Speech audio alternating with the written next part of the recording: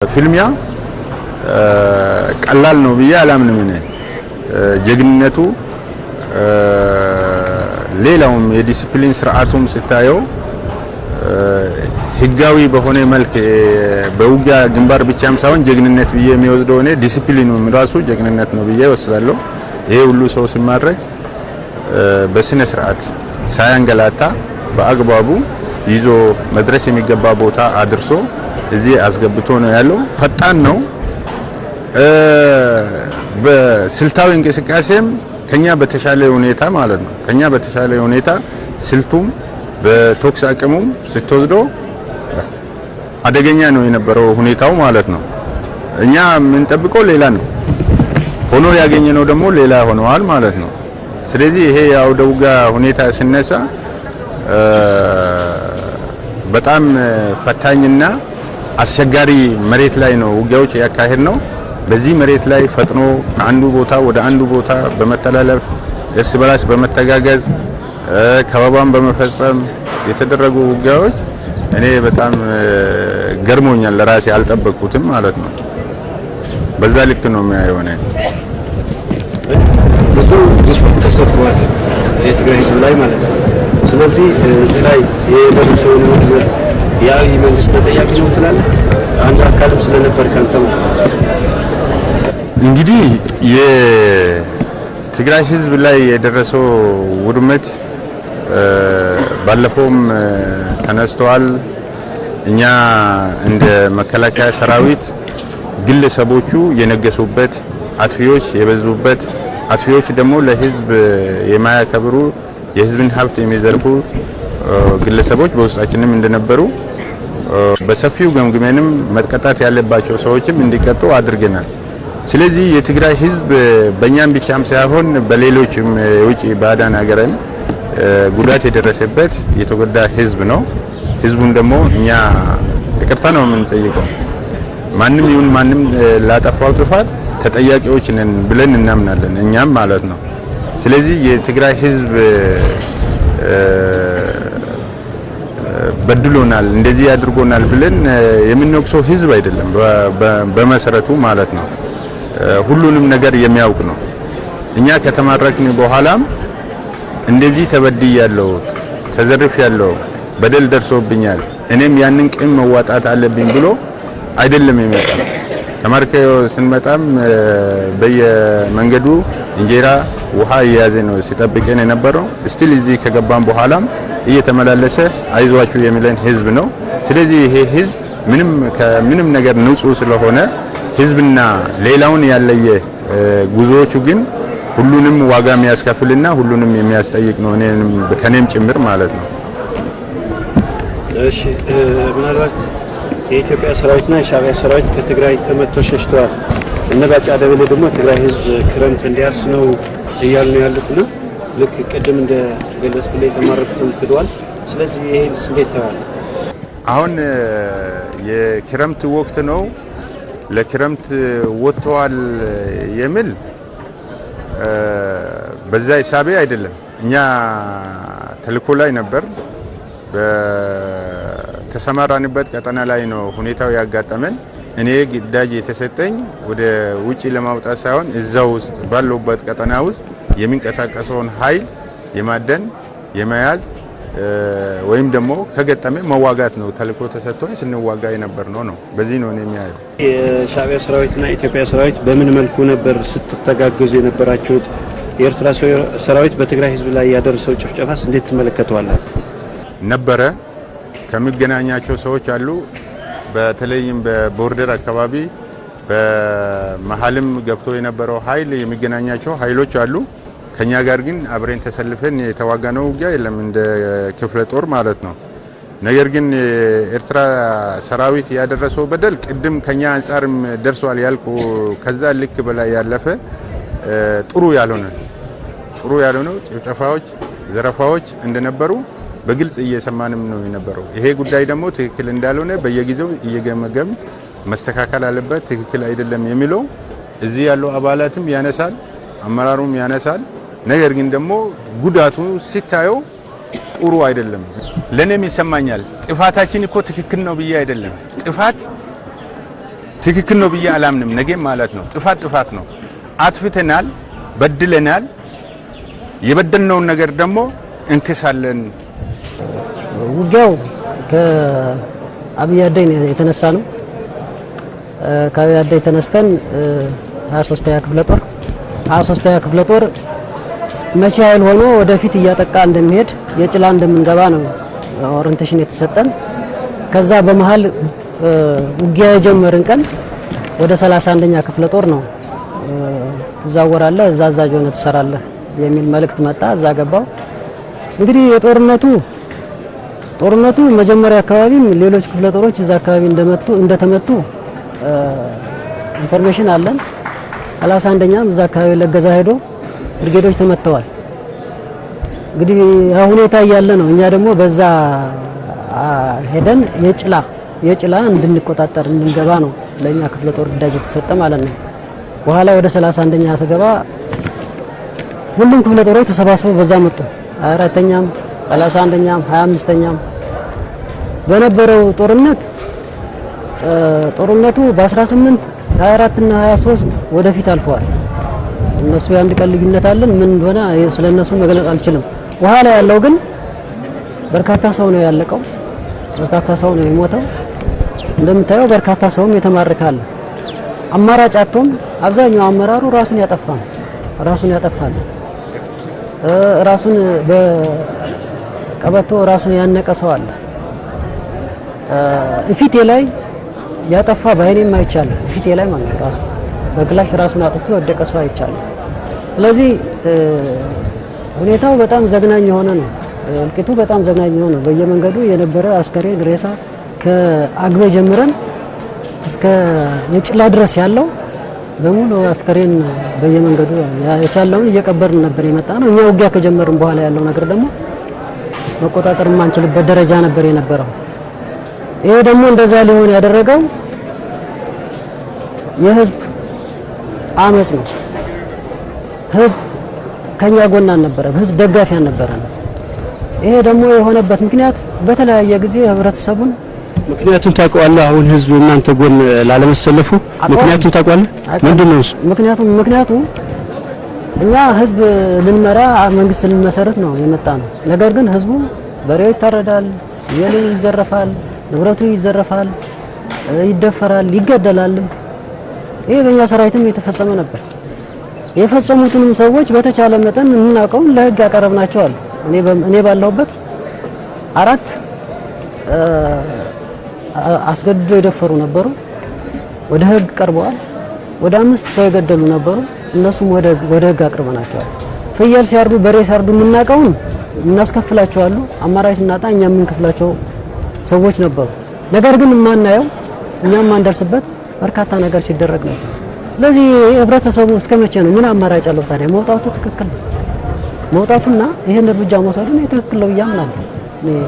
እሺ፣ የትግራይ ሰራዊትስ ጀግንነቱ እንዴት ትገልጸዋለህ? አሁን ብዙ ሰራዊት ያለው ያው የፒፒ ነው። የትግራይ ያው ትንሽ ናቸው፣ ግን ድሉም የተገኘ በትንሽ ሰራዊት ነው። ይሄስ እንዴት ትገልጸዋለህ ጀግንነቱ? እኔ ጀግንነቱ እንግዲህ ለ8 ወራት ያህል ሲያጫውቱን አመራሮቹም እናቃቸው የኛ አመራር የነበሩ አግኝተናቸዋል። ቆሎ እየበሉ ቆሎና ውሃ እየጠጡ እየበሉ ለ8 ወራት ተንከራተው ያተረፉት ድል ነው። ይሄ ከምንም በላይ እኔ የማደንቀው ጽናታቸው፣ ጥንካሬያቸው። ሁልጊዜ ውጊያ ይካሄዳል። እኛ ያለን ኢንፎርሜሽን የቀሩ ጥቂት ናቸው።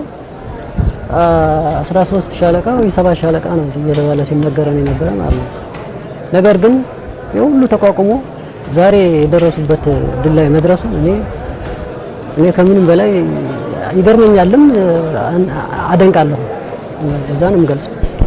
እሺ፣ ምናልባት አንተ መጀመሪያ ጥቅምት 24 ልክ ጦርነቱን እንደለኮሳችሁት አንተ ወደ ኤርትራ ሄደ ነበርና እዛም ደርሰህ ከሻዕቢያ ወታደሮች ጋር ሆነ ተዋግተህ ወደ ትግራይ መሬት ስትመጣ እዛን የሰጠው ኢንተርቪው ነበረ። የትግራይ ተወላጆች ሁሉንም ኮሎኔሎች ቤት አላቸው፣ እኔ ግን የአማራ ተወላጅ ስለሆንኩ ቤት የለኝም የሚል አሁን ያን ንግግር ይጸጽታል? እኔ ኮሎኔል ነኝ አይደለ? ከኔ ጋር እኩል ኮሎኔል የሆነ ሰው አለ። 4-5 ህንጻ ነው የሰራው።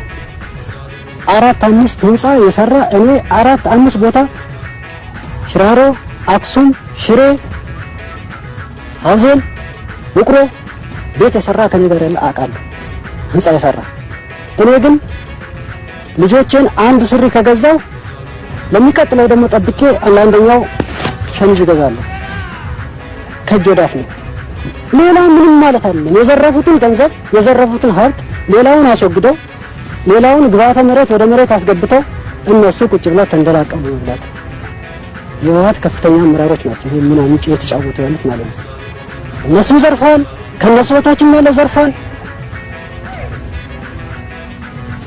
ይሄን በደል እንዲፈጽሙ ያነሳሳቸው በቃ ሌብነቱን የሰረቁትን ለመብላት ተንደላቀው ሊበሉ። እኔ ያን ቃለ መጠየቅ ወደ ሀገራዊ ግዳጅ ላይ ያለን ነው የጠየቁ። በወቅቱ በጣም ስሜት አለን።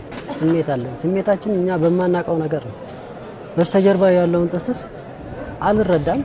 እኔ ግን እዛ ፊት ለፊት ያለውን የምንሰራው በጎ ነገር የምናደርገው ነው። አብረን የምንውለው አብረን የምንጠጣው ጓደኞቻችን ነበሩ። እንዴት ይሄ ተኩስ ይተኮሳል የሚል ነገር ስሜታዊ በሆነ ነገር ተናግሬዋለሁ። አሁን ላይ ሳስበው ባልናገረው ይሻል ነበር። ኮሎኔሎች እኮ አሉ አሁን በረሃ ላይ የነበሩ የምታውቃቸውም ሊኖር ይችላሉ። ቤትም ሳይኖራቸው ቤት ክራይ የተንከራተቱ፣ አንተ ግን የትግራይ ተወላጆች ሁሉንም ቤት አላቸው ብለህ ነው የተናገርከው። ያን ከምን የመነጨ ነው? እኔ በወቅቱ በቃ ስሜት ላይ ነበር። ከዛ የመነጨ ነው የተናገርኩት። በእርግጥ ሁሉም አይደለም የትግራይ ተወላጅ በህንጻ በፎቅ የሚኖረው ምንም የሌለው እንዳላቸው እናውቃለን። ነገር ግን የዛ ጊዜ ብሎ ስሜት የወለደው ንግግር የተናገርኩት እኔ አሁንም ይቅርታ ነው የምጠይቀው። ሌላ ምለው ነገር የለኝም። ዛሬ እዚህ ቆሜ ከእናንተ ጋር አወራለሁ ብዬ አላሰብኩም። እኔ ሞታለሁ ነው የማስበው። ነገር ግን የእናንተ የትግራይ ህዝብ ቅርባይነት የትግራይ አመራር ቅርባይነት ሲይዙን ጀምሮ እነ ጀነራል ሸሪፉ ተንከባክበው መጥፎ ፊት ሲያሳዩ እነ ጆል አብሮ የተኛበት አጠገቡ እያስተኛ ለሁለት ቀን አጠገቡ አስተኝቶ ነው ሁለታችንም ማለት። ስለዚህ ያ ስለሆነ ዛሬ ቆሜ ልናገር ችያለሁ። ያ ባይሆን ኖሮ የጣፈንታዬ ማንም እዚህ ያደርሰኛል ብዬ አልጠብቅም። ትግራይ ላይ የደረሰው ውድመት የአብይ መንግስት ተጠያቂ ነው ብለህ ታምናለህ? አዎ ህግ እናስከብራለን ብሎ ተገብቷል። ግን በርካታ ህዝብ ነው የተጎዳ። በርካታ ህዝብ ተገሏል። በርካታ ህዝብ ተዘርፏል። ንብረቱ ወድሟል። እልቂት ነው፣ ውድመት ነው። የተገኘ ትርፍ የለም። በዚህ ጦርነት የምናገረው ነገር ማለት ነው ምንም ትርፍ የለም። ሁሉ ተፋክተህ ህዝቡ መሀል ላይ ጨርሰ አሁን ለቅቄ ወጥቻለሁ የሚለው ነገር እኔ ለራሴም ግራ የሚያጋባኝ ድራማ ነገር ነው የሚመስለው። አሁን ለቀን እንወጣለን የሚለው እቅድ ለኛ አልተነገረም። ግን ያ ከተሸነፈ በኋላ ለቅቄ እወጣለሁ የሚለው ነገር ምን ነገሩ ብቻ አስቸጋሪ ነው።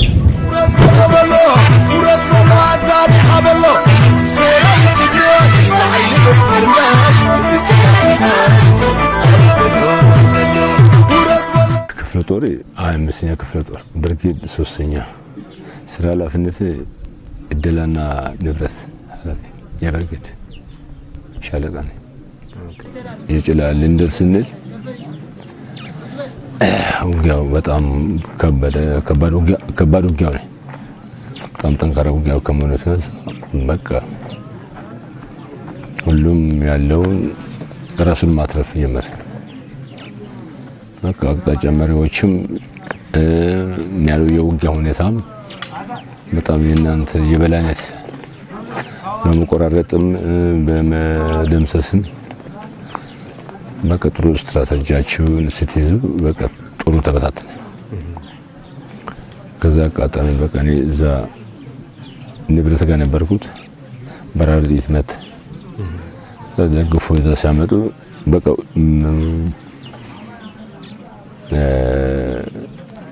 ሳትኩ። በቃ ደም የፈሰሰ ሕክምናም ስለሌለ ሁሉም ሰው ራሱን ሊያተርፍ ነው የሚሄደው።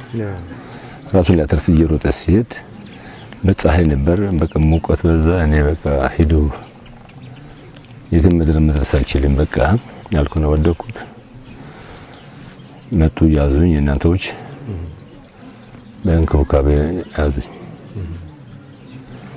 እና ጥሩ አድርጎኝ አሁን እስካሁን ድረስ ጉዞ ነው እንጂ ያደከመኝ እቺ ምትዋናት እንጂ ሌላ የተበጥሩን እንክብካቤ ያደርጋቸዋል። ምክንያቱም የሚነገርና የፖለቲካ ልዩነት ስላለ እናንተ ብትወስድ ትገላላችሁ የሚል ሐሳብ በቃ ጦሩ ላይ ያለው ያንን ሐሳብ ስለሚይዝ ነው በቃ ትንሽ የመደነባበር ሁኔታዎች አሉት እንጂ አንድ የአመራር ድክመት አለ። ቅንጅት የውጊያ ስትራቴጂዎችን አይመርጥም። አመራር ዝም ብሎ ግፋ የመከላከል እየሰራችሁ ግፋ ነው እንጂ ሌላ በቃ የአሰላለፍ ይሁን የውጊያ አቅጣጫዎችን ይሁን ተጽዕኖ የሚያሳድረው እየተካባቢ ይሁን ብሎ በነጠረ መልክ አይደለም። ስለዛ የተነሳ አቅጣጫዎች በተለያየ መልክ እናንተ ደግሞ የእናንተዎች የውጊያ አቅጣጫውን ያውቃሉ። የስትራቴጂ የሆኑ ቦታዎችን መርጦ ጥሩ ውጊያ ሲያደርጉ ይታያል። ከዚህ ውጊያው እያየለ ሲሄድ ፊት ያሉ መሪዎች ወደፊት ሄዱ እያጠቁ ዝም ብሎ እያጠቁ ያስፈራሩ ስለገቡ ተቆረጠ። ሲቆረጥ ደግሞ መሪዎች እና ተዋጊው ኃይል አልፎ ከሄደ መሀል ያለው ደግሞ ተቆረጠ። መሀልን የሚመራ አመራር የለም። ብርጌድ አሁን ብትለው ክፍለ ጦር ነው የሚመራው አይደል? ብርጌድ እያንዳንዱ የራሱ ቀጠና ይዞ ዝም ይላል። ክፍለ ጦር ይሄን አድርግ የሚለው ክፍለ ጦር መሪ ስለሌለ በሁሉም ቦቃ እየሳሳ በቃ ከዛም በኋላ ሁሉም ለራሳቸው አማራጭ ፈለጉ። አመራሮች እኔ በራሴ አሁን ማየው የአመራር ብቃት ለዚህ ብል የላችሁ የአመራር ብቃት ቴክኒክ ብልጠት በቃ ቦታን አመራር የመምራት አሁን ዝም ብሎ የቆየ ሰው ነው። በማዕረግ ዝም ብሎ የቆየው በወቅቱ ስታፍ ሊሆን ይችላል፣ በወቅቱ አንድ ክፍል ኃላፊ ሊሆን ይችላል። አሁን አንተ ግባ ብትለው ማዕረጉ ያዛል ብለህ አንተ ገብተህ እንትን አትለውም። የውጊያ ስትራቴጂ መምረጥ አይችልም። አንድ ያየው ነው የውጊያ ስልቶችን በብቃት አይመራም። በዚህ ነገሩም አይሰማም። ኃላፊነት ስለተሰጠኝ የኔ ነው ይላል። ያው ነው የአመራር እንትኖች ችግሮች የሚታዩት። በቃ ጦሩ መጀመሪያ አደራጅተው የውጊያ ትዕዛዞች የሚሰጣል። መጀመሪያ ውጊያ ሲባል ዝም ብሎ መዋጋት ሳይሆን መቅረብ የሚገባ ማቴሪያሎች መቅረብ አለበት። ከቀለብ ጀምሮ ቀለብም ወደ 3 4 5 ቀን ያልበላንበት ሰዓት አለ። ጉዞውም አድካሚ ያለ እረፍት፣ ውጊያውም ያለ እረፍት ሲደራረብ በቃ በዚህ ላይ የአመራር ሚናው ጦሩ እየደከመ ሁሌ እየተዋጋ ጠዋት ብቶ ከሰዓት ሲዋጋ ይሄ አሁን ሳይበላ ሳይጠጣው ውሃ ማቅረብ ችሎታ የምግብ ማቅረብ ችሎታው እየደከመ ሲመጣ በቃ የታየኝ ይሄ ነው። አሁን እንዳልከው የትግራይ ሰራዊት በዚህ መልኩ ጥቃት ያደርስብናል ብለህ አስበህ ነበር ከገባህ በኋላና ጦርነቱ ከገባህ አልታሰበም። ትግራይን እንደ ፖለቲካሊ ሲነገር አሁን እናንተም እንደምትሰሙ ነው። ዋና አመራሮች ተይዘዋል፣ ማላ አመራሮች ሞተዋል ነው የቀሩት። ገና አዲስ ምን ነው አዲስ ስልጠና 3-4 ቀን ወይ 1 ሳምንት የተሰጠነው ይባላል። ስለሚባል ያው የተያዙትን የሞቱትን ዝም ብሎ እናንተን ሲወራ የሆነ ሞራል እንዲያገኝ እንጂ ይሄን ያህል ጠንካራ ትሆናለች ብሎ በቃ አይምሮአችንም የኛ አልገመተም። በቃ ይሄ ነው በቃ ቅንጅታችሁ ስራችሁ በጣም ሃይስቶና እኔ አሁን እናንተ የሟቾች ብዛት ቁጥር አላውቅም። የኛን ባይኔ ያየው ስለመጣ ምንም ሆንም የሚመራመሪ በርግጥ አንዳንዴ ልክ ነው፣ አንዳንዴ ልክ ላይሆን ይችላል። ፖለቲካ ደግሞ አረጋግቶ አገርን መምራት ነው፣ አሳምነው። እናንተ የራሳችሁ ማንነት ጥያቄ ተገቢ ነው። ማንነትን ምንነትን ማሳወቅ ግልጽ ነው። እኛም በዚህ በኩል እንትን የለኝ። መንግስት ማለት ማንም ህብረተሰብ የሚጠይቀውን ክልል የሚጠይቀውን አግባብቶ አሳምነው መምራት ነው። ጥያቄው በጥያቄ ባለም አቀፍ ምን በአገራችንም ቢሆን ለመምራት ነው እንጂ እንደዚህ አይነት ውጊያ ማለት እልቂት ነው እንጂ ውጊያ እኮ አገር ሁሉ ተስማምቶ የመጨረሻ በቃ የማይቻል ከሆነ ነው ውጊያ እንጂ ውጊያ ብሎ እንዲሆነ እንደብሎ ሳይሆን አሳምኖ አረጋግቶ የማይሆን ሆነ ህዝብ ሁሉም ተሳትፎ ያለው ሁሉም ተማምነው እንጂ አሁን አንዱ ሲጠይቅ መልስ ካልተገኘ አንዱ እንሲል ሌላ ሐሳብ ከተለዋወጠ አሁን ጦርነቱ የሰው ልቀት ነው እንጂ ስንት ሰው በረሃ ላይ ቀረ። እኔ ባይኔ ያየመጣ በቃ ይሄ ነው። 10 አለቃ አዲስ አዱኛ እባላለሁ። የመጣሁት ከአርሲ አሰላ ወረዳ አርሲ ሮቤ ነው። የነበሩት አመራሮቻችን ክፍለ ጦር ምክትል አዛዦች ለአስተዳደርና ምክትል አዛዥ ለኦፕሬሽናል የሚመሩት 2 አመራሮች ነበሩ። ኮሎኔል አሻግሪና ኮሎኔል መሐመድ የሚባሉ ነበሩ። በሰዓቱ በጣም አንደኛ ክፍሏ ብቻዋን ቀርታለች፣ ሌሎቹ ተጠጋግተዋል። በዛ ላይ ደግሞ የተበታተነ ክፍል ነበረ። ከ12ኛ ጋር የነበሩት የቀሩ 25ኞች ነበሩ፣ 31ኞች ነበሩ፣ የ23ኛ የቀሩ ነበሩ። እነዚህ ሁሉ ነገሮች ነበሩ እና ከ12ኛ ብቻዋን አልነበረችም። የተወሰነ ኃይል ወደፊት ቢሄድም የተበታተነ ኃይል ነበረ። ግን በሰዓቱ ጦርነቱ ሲፋፋም ምንም ሊያደርጉ አልቻሉም። እዛ ጋር ምንም አይነት ነገር ከግራም ከቀኝም በሚመጣ አይነት ነገር ምንም ሊወስኑ አልቻሉም ራሳቸውን ከማጨናነቅ ውጭ። እኛም ጦር ሁሉ ነገሩን ትቶ በዚሁን በዛሁን በሚባልበት ሰዓት ግራ ገባው። የራሱ የሚለው ነገር አማራጭ አጣ። አማራጭ ሲያጣ ቀጥታ አማራጭ ሊያደርገው የቻለው ነገር ግን ወደ አማራ ክልል ለመሸሽ ነው። በቃ ሁሉን ነገሩን ጥሎ አማራ ክልል ገብቶ ከዛ ቀጥሎ የሚመጣው ነገር በጸጋ ለመቀበል ነበር ሐሳቡ።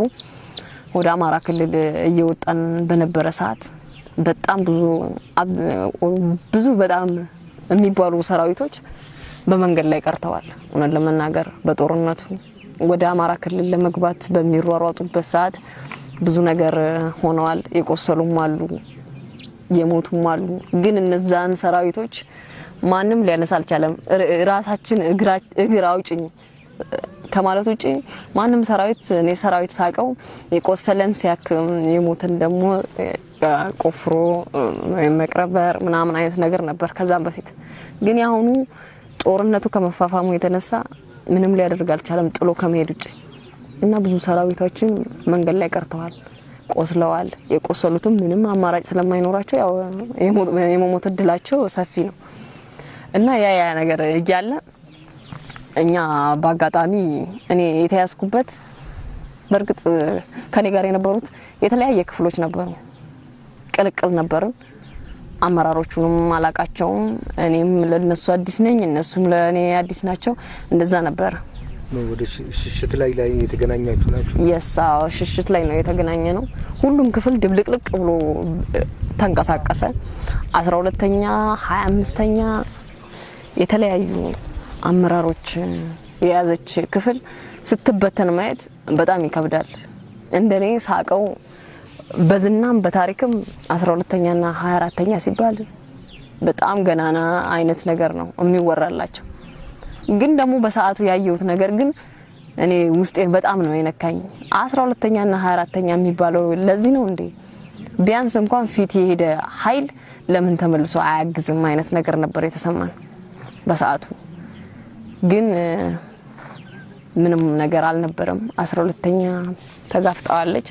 የተጋፈጠችውንም ደግሞ ምንም ልታረክ ስላልቻለች አመራሮቹ እርስ በርሳቸው መጨናነቅ ሲጀምሩ ጦሩ ማድረግ ያለበትን ነገር ወስኗል። እሱም የመሸሽ ነው በቃ።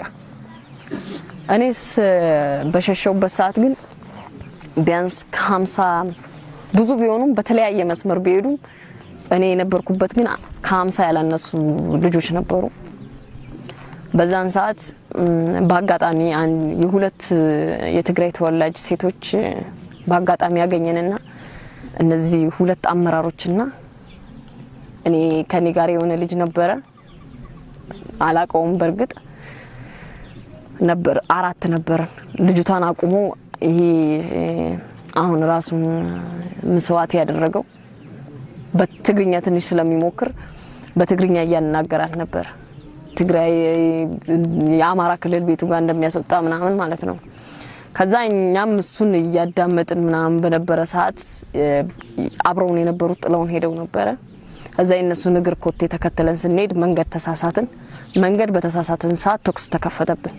ተኩስ ሲከፈትብን ምንም አይነት የተኩስ ምላሽ አልመለስንም።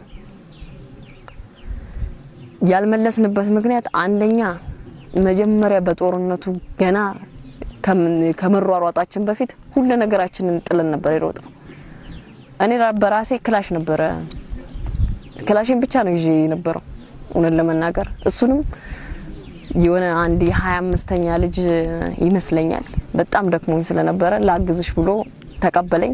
ያደርንበት ቦታ ደግሞ የተለያየ ቦታ ስለነበረ ክላሽ ልጁ ጋር ቀረ።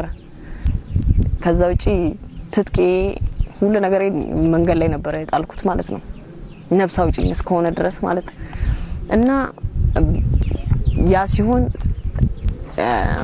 አንደኛው ከኔ ጋር ከአመራሮቹ ውጪ ከኔ ጋር የነበረው ልጅ ተሰዋ እዛ ማለት ነው። ሸጥ ውስጥ እያመለጥን በነበረ ሰዓት ልጁ ተሰዋ። ልጁ ሲሰዋ ሶስታችን ብቻ መሮጥ ጀመረን። አንደኛው አመራር ፊት ቀድሞ እየሮጠ ስለነበረ ከኔ ጋር የቀረው ግን ትላንት የተሰዋው ሻምበሉ ብቻ ነበር የቀረው እና እጅ ስጡ እያሉ ነው የትግራይ ልዩ ኃይል ሲሉ የነበሩት እንጂ ቀጥታ ተኩስ አይደለም የነበረው። ስለ እየሮጥን ስለሆነ ነበር እየተኮሱ የነበሩት። እጃችሁን ስጡ እያሉ ሲሉ እኔ እጄን ሰጠውኝ። ተማርኬ እዚህ መጥቻለሁ።